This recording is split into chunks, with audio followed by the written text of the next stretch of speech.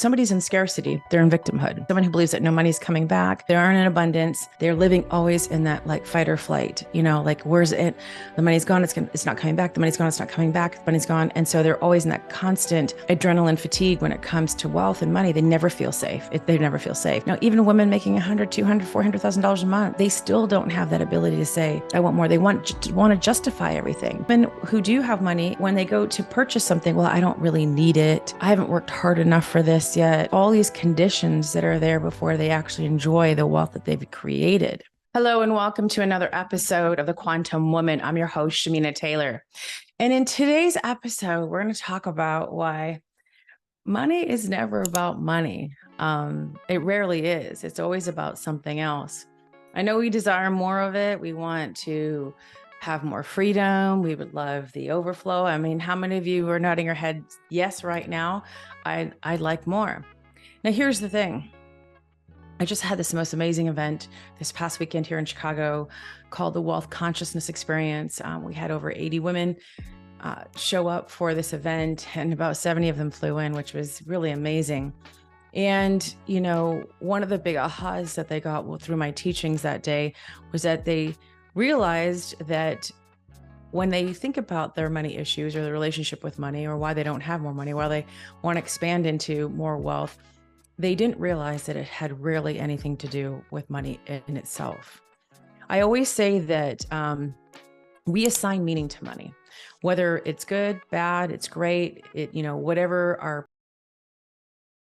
we will assign meaning to the money. The place where we feel we have the most neutrality with money is when we have power over it, and money doesn't have power over us. And you're going to hear many times in many episodes me discussing this, but sometimes it's going to take more than once to really understand the concept of this. So in the previous episode, I talked about, unapologetic wealth. I believe if we're looking at wealth consciousness, that is the highest level of wealth consciousness we can achieve. Because it's like you don't have this, you don't have assigned meaning to money. There's no restrictions. There's no resistance. There's no, you have to do something to get it. It's just, you get to just be unapologetic with the wealth that you have, how you want to spend it, how much money you want. You don't have to do anything to necessarily deserve the money, or, how you want to spend it and how you want to enjoy it, how much you want in your life. You just get to be unapologetic. And I believe that's the highest level of wealth consciousness we can have, because there's no meaning assigned there. It gets to be decided in that moment, right? And when we're looking at a relationship with wealth and money, many of the times it's the relationship, like I've said before, with the masculine. And maybe this is going to be the first time you're listening to this, but I believe money is masculine, and the way we receive it is in that feminine. And the reason why I believe money is masculine is because we look to it to protect us, to take care of us, to provide security. We feel safe when we have it. We feel, we the basic needs of our lives are needed, through money: shelter, food, water, heat. Money's required for those things, right? To pay your heating bill, to, turn your water on, to buy your food, to rent, or, pay your mortgage in your home. All of that's required with money. So we look to money for our safety. And many of the times we're chasing that money instead of just allowing it to come to us. So one of the things I work on with the women in my world is learning to not be so much in their masculine when they're trying to create more wealth in their life and expand their wealth consciousness, to allow them to, evolve and heal out of that wounded masculine state, so that they can start living and being in that divine feminine energy. And when they're in that divine feminine energy, they just trust and know that everything's going to work out when it comes to the wealth and the money. There is a feeling that you get when you are in that state. You just know, and you just trust that money will always be there to support you. Not a lot of people have that right now. And I always say the women who have the most amount of money but that can't spend it are the ones that are actually more broke than the ones that don't have any money and to spend. Because if you've got money coming in and you don't have the ability to use it, to invest it, to spend it, where you feel safe in that manner, what's happening right now is that your control over money is not there. Money's controlling you. It's deciding what your next move is. If you want to go somewhere, if you want to buy something, if you want to invest in something, it's always going to be what meaning you've assigned to the money and how much power it has over you. So I don't have the money, or really is not true, because you have it, but you just don't know how to spend it or enjoy it. And you don't feel safe doing that because you're afraid it might go away and never come back. So when we're looking at, our relationship with money, it's always the relationship with the masculine. And it doesn't necessarily have to be the father figure. It could be your mother's masculine energy. It could have been a significant other. It could have been a brother, a sister, whoever. But there was some point in your life where that safety factor was probably taken away and you had to create your own. Whoa, this is going deep, right? Yeah, I know. Was she talking about trauma and money? Yeah, I am. And it's crazy because when you realize this, that, it's like, oh, wait, hold on. This is going to take a couple of episodes probably to get through. But, if somebody's in scarcity, they're in victimhood. And so someone who believes that no money's coming back, they aren't in abundance. They're living always in that like fight or flight, like, where's it? The money's gone. It's not coming back. The money's gone. It's not coming back. The money's gone. And so they're always in that constant, adrenaline fatigue when it comes to wealth and money. They never feel safe. They never feel safe. And I'm talking about people who make like 8 figures a year are also experiencing that, because the having of more money never makes you feel safe. It doesn't matter how much money you have. Money does not make you feel wealthy. All it is maybe giving you a false sense of safety. It's actually when you have none and you can find that safety is when things change for you, right? So here's the thing.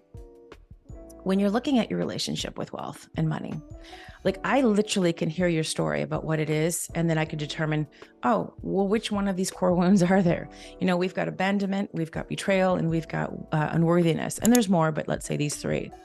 But when I hear people can't spend their money freely because they're afraid that it's going to go away, not come back. Well, there we go. There's an abandonment. And it shows up in your business too. It shows up in your pricing. It shows up in what you charge, not just what you charge for your offers, but just, how you serve your clients. It shows up in so many different ways. Well, how if you have a team, if you're receiving support from your team, and it's really hard to receive support, when you have that abandonment wound, because you don't want to be too vulnerable to receive support, and then someone will go away. And then guess what? You'll be abandoned. And so does it affect your money? Yeah, absolutely it does. And your ability to scale your business? Absolutely it does.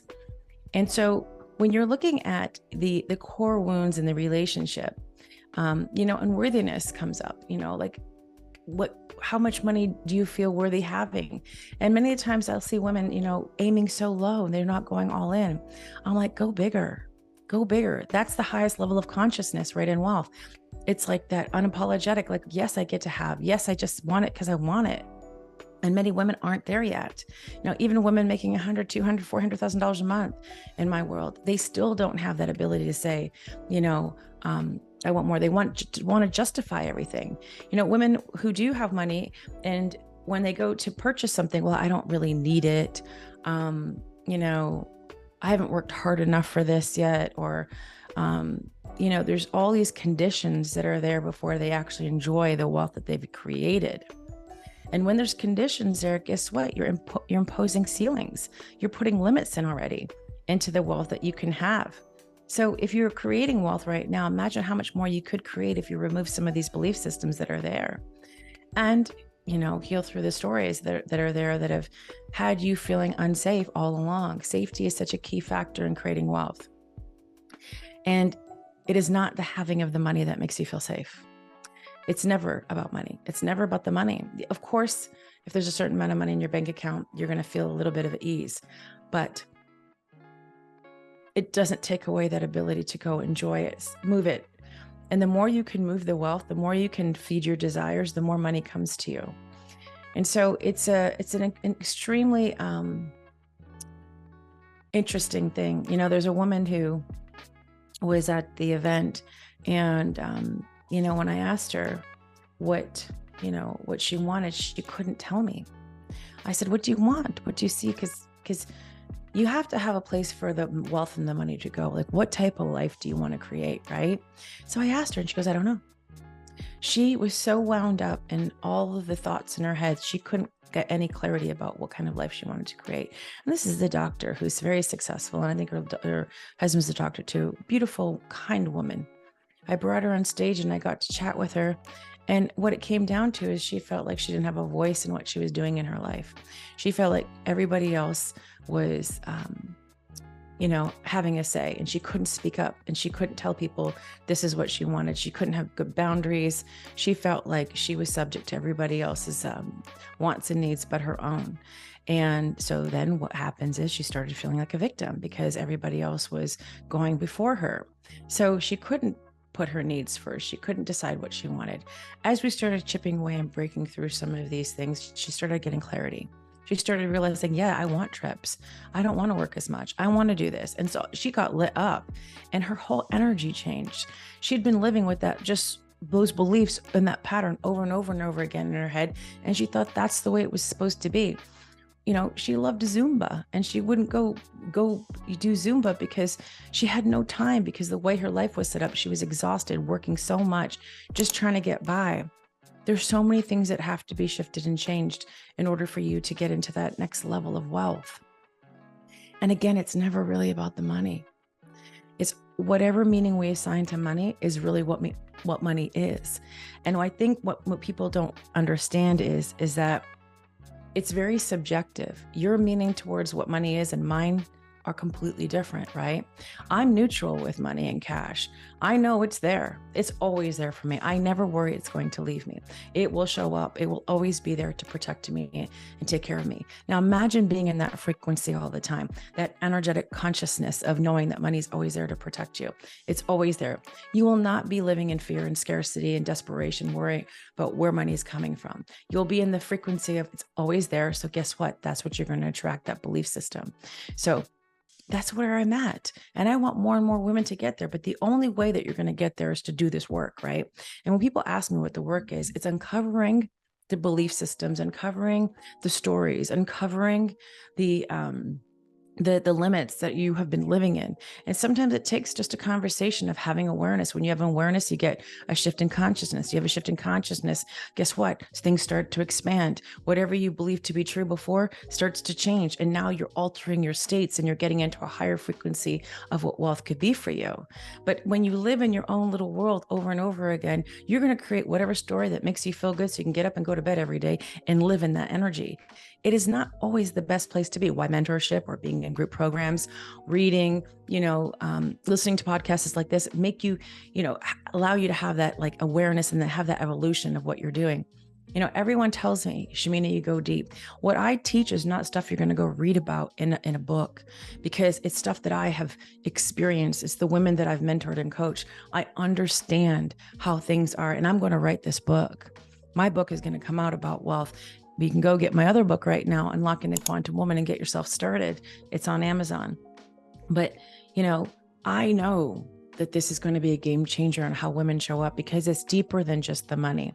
But when you start realizing your worth and, unworthiness was something that I literally struggled with my entire life.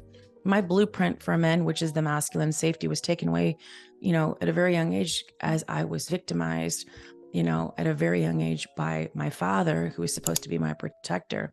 So I never got a chance to really understand what safety is. And if you go back a couple episodes, you'll hear my story.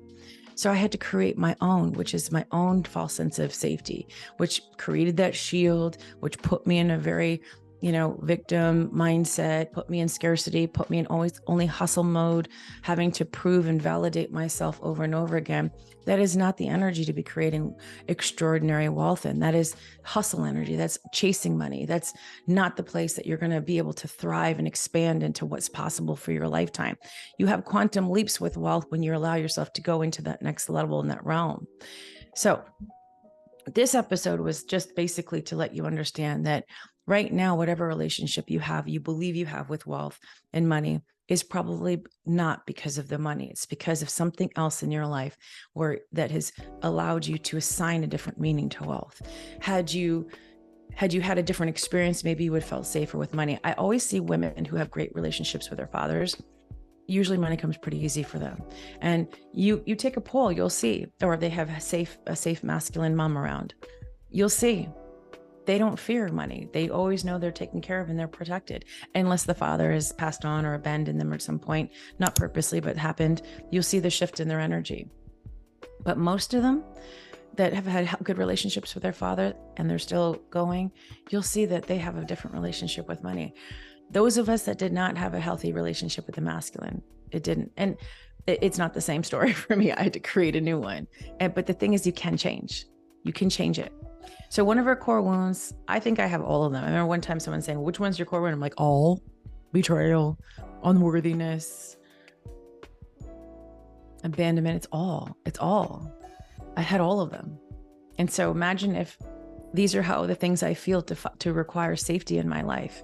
And then I look at money and I feel money could leave me. Money could betray me. I don't feel worthy of money. I mean, let's talk about a big old story right there, right? So that's why I can go look in your business in a hot minute and I can figure out exactly what story is being played. I could see how much money you're making.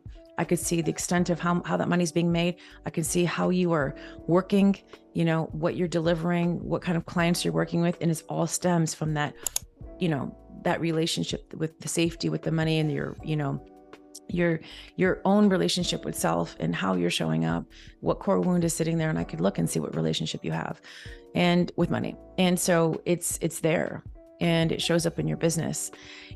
When women who are, struggling in between like the, 0 to 10 or $20,000 months, let's say 10, maybe 20, there's a different mindset that they're in. There's still things that they have to work through.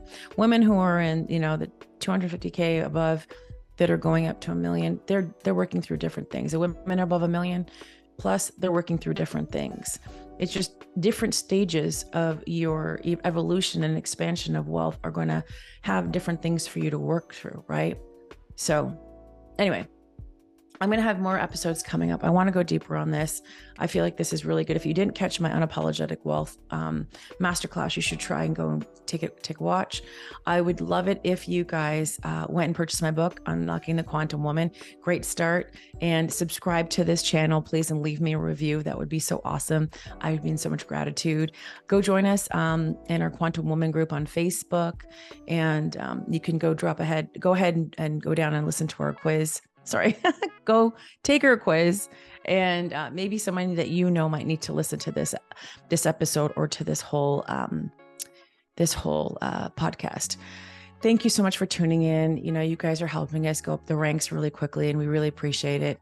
And I'm so much gratitude for you all. Okay, bye for now.